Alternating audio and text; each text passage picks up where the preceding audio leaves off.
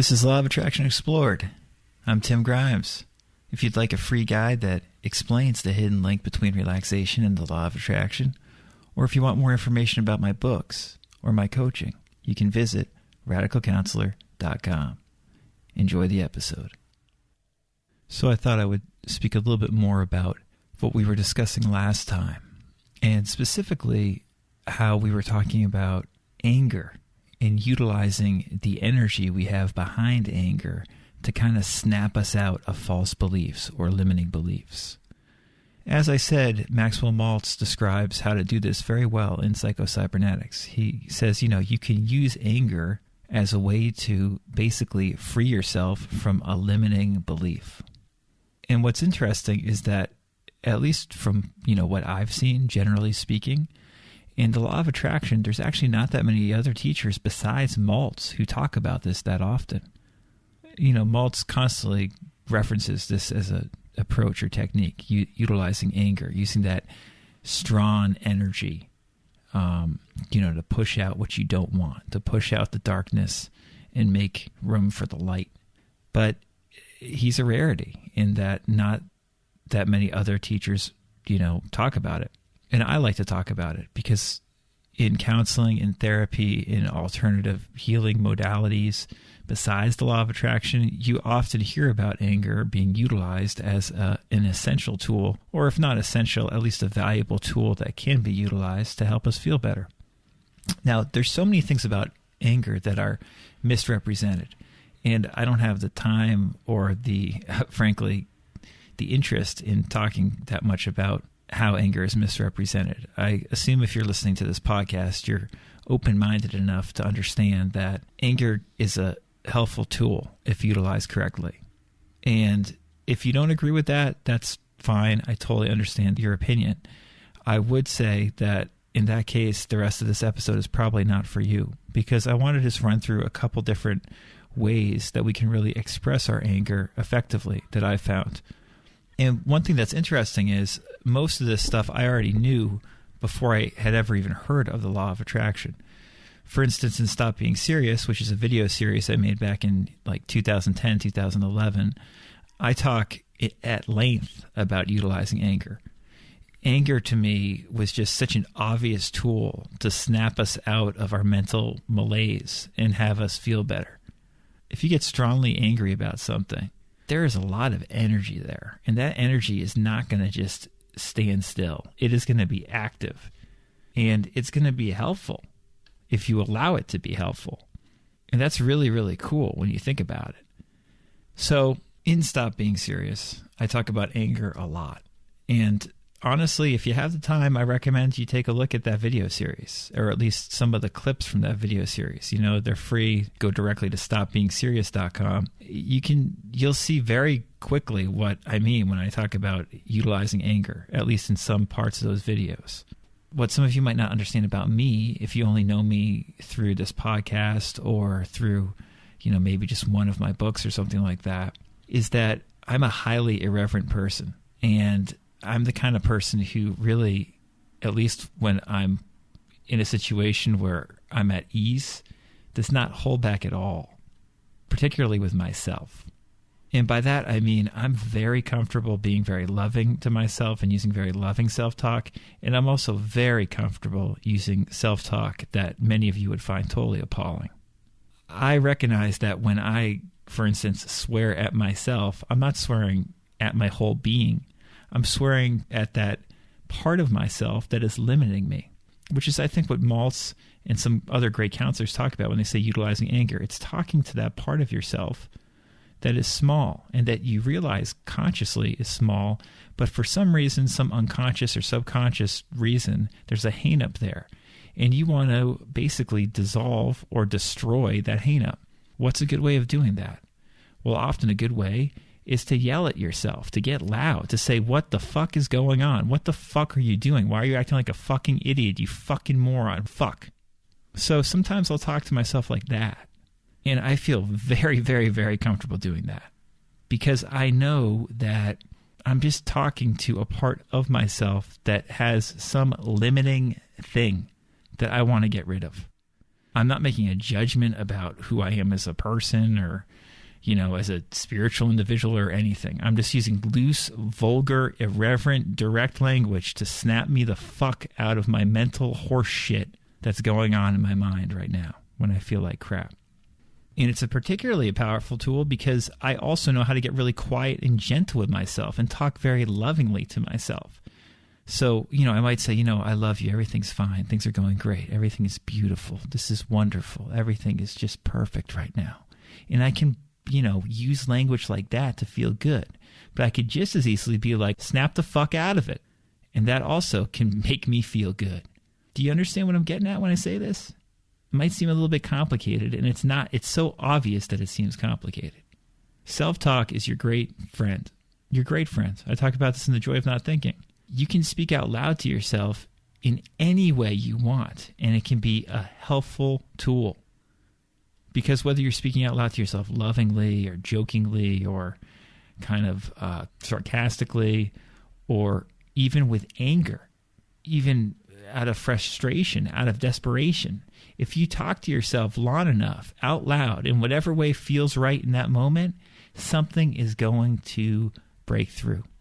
Something's going to break through and snap that illusion of all this horseshit suffering that's just going on in your head. See, when I use out loud self-talk, especially when I feel bad, and especially if I'm using direct, kind of outrageous, irreverent self-talk to myself, my goal is to snap the illusion, to stop fucking overthinking, stop being serious. That's what it comes down to. I want to stop being serious. And I know that if I stop being serious, if I stop buying into these horseshit thoughts going through my head, I'm going to feel good. And not only that, I'm going to feel God. You see, I talk all about this in Stop Being Serious. And I show you. I mean, I'm acting like a fucking maniac in those videos a lot of the time. Playfully jumping around, making nutty noises, going, being wacky intentionally. Because when you do that stuff, it fucking snaps you out of your suffering. And so, does this stuff have to do with the law of attraction? If you want it to, abso-fucking-lutely it does. Of course it does. I hear all the time teachers talking about, when you feel anxious, just imagine dropping that thought. Or when you feel anxious, just imagine that you have a bubble around you. And, obviously that can be really, really good advice. That those approaches, that kind of technique can be very effective. Very, very effective. I don't mean to dismiss that at all. But I'm telling you, a more obvious in-your-face technique can also obviously be effective. And that is utilizing anger. That is utilizing, your feelings of discontent verbally when you feel like shit. And that means fucking speaking out loud to yourself and expressing your anger to yourself and be like, why the fuck am I acting like this? This is fucking unacceptable and I'm fucking not going to let it fucking continue. And the other funny thing is this.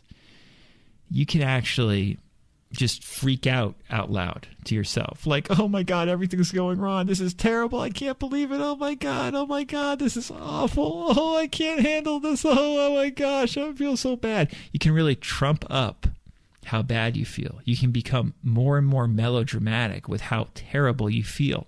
And if you do that wholeheartedly, get melodramatically upset, so you really get into it, if you really do that for a few minutes, your anger is going to dissipate.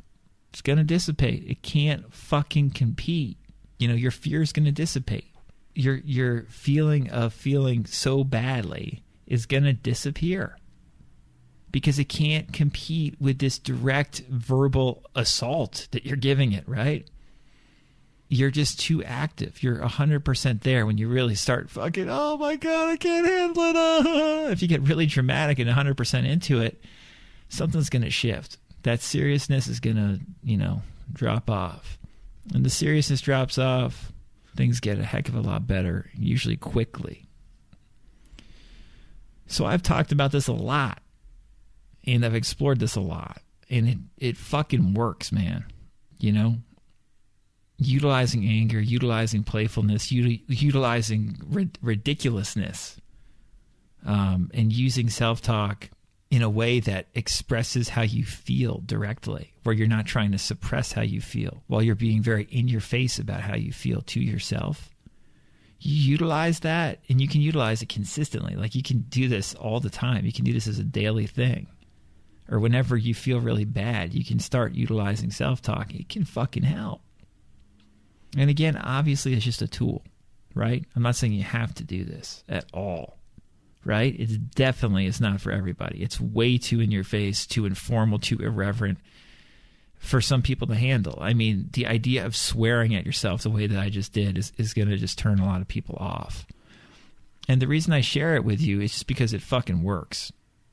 And if you have the sensibility where you know you can handle it, or you think, or you have at least this idea that you think you can maybe handle doing this, and you actually are like, oh my God, it'll be so fun to finally realize, yeah, I can just freak out and speak out loud to myself. And there's nothing wrong with me if I'm swearing at myself and fucking being pissed off for a few minutes. There's nothing wrong with that. If that idea entices you, fucking experiment with it, because it helps, like, a lot. It's one of the best tools I've ever discovered. And, you know, getting back to where we started, Maltz talks about it well, not in this as informal as I'm talking about it now, but he really talks about how to utilize anger. And so many good law of attraction teachers just don't talk about it whatsoever, or even say you shouldn't do it. A non-law of attraction teacher, UG Krishnamurti, he said some of the best stuff about anger that I've ever heard or read.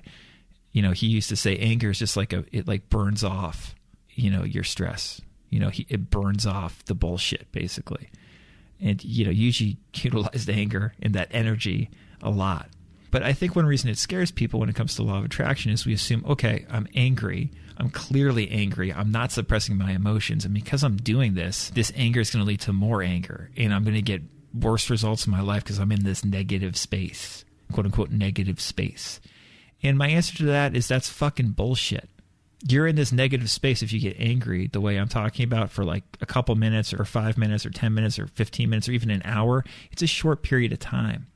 It's not something that's going to sustain itself. If you get really fucking angry and you do it in the way I'm talking about, where you go 100% in and you're getting angry at yourself, that anger is not going to last. It's going to change to something that is so much better so quickly. So you're actually going to attract that, because what it changes into, you're going to be in that frame of mind, that, you know, frequency, if you want to use that term, you know, that energetic field, if you want to use that term, you're going to be in that state of like, oh, everything's blown over now. You know, it's like when there's a violent fucking storm, right?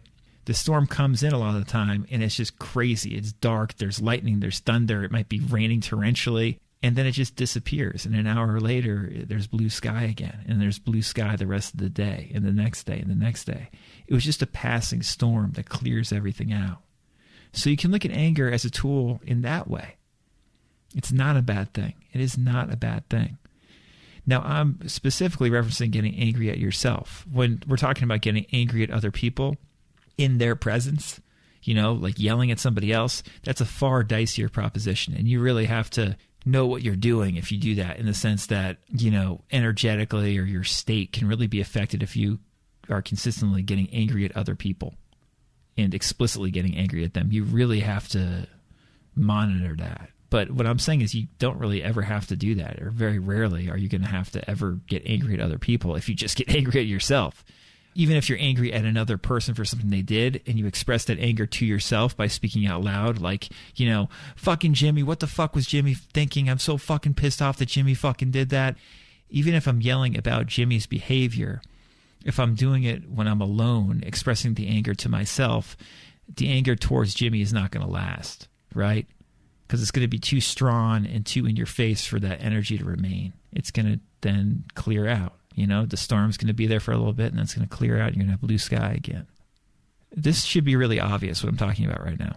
If it's not obvious, you can go to stopbeingserious.com. All those videos on stopbeingserious.com, you're going to see how outrageous and irreverent you can be towards yourself when you're by yourself. Like how this behavior that we hold ourselves to, that we self-impose upon ourselves, is just ridiculous. Stop being serious. Stop being serious. Stop overthinking. And I usually like to give very meditative episodes when I do this show. This is a meditative show But I think it's important to mention occasionally, at least, these other aspects of what I do in my own life in regards to law of attraction, in regards to spirituality, and also just give you an idea of who I am, in the sense of I'm not this like necessarily like meditative vibed out person always. You know, I'm the kind of person who's very irreverent and yells. You know, I was in the parking lot listening to the Rolling Stones at a very, very loud volume an hour ago. And if somebody looked in the car, they probably thought that I was a fucking crazy person, you know, because I was just like moving around. My head was slumped down. And that's who I am too. I'm not just like this, you know, let's vibe out and relax. It's all good, is the point. Another point that I make in Stop Being Serious is that we have I call it an emotional spectrum, you know, where if we liken ourselves to a car, we're always driving between 0 and 60 miles an hour, let's say, right? And when you're at near zero going 5, 10, 15 miles an hour, you know, things are slow and meditative. But sometimes you got to drive the car faster. Sometimes you got to get up to 60 miles an hour. And that's when you feel very active. And part of that active energy, that fast energy, can be anger. And just acknowledge it, openly acknowledge it, in my opinion, if you want to at those times, because it helps to do that. And then you realize it's good to drive, you know, 5 miles an hour, good to drive 25 miles an hour, good to drive 45 miles an hour, good to drive 60 miles an hour. And it's also good to park your car and go to sleep. Then you're at zero. So these are all just things to consider. You know, have fun with this stuff. Be irreverent. Be joyful. And do what works for you. I hope that helped. Thanks.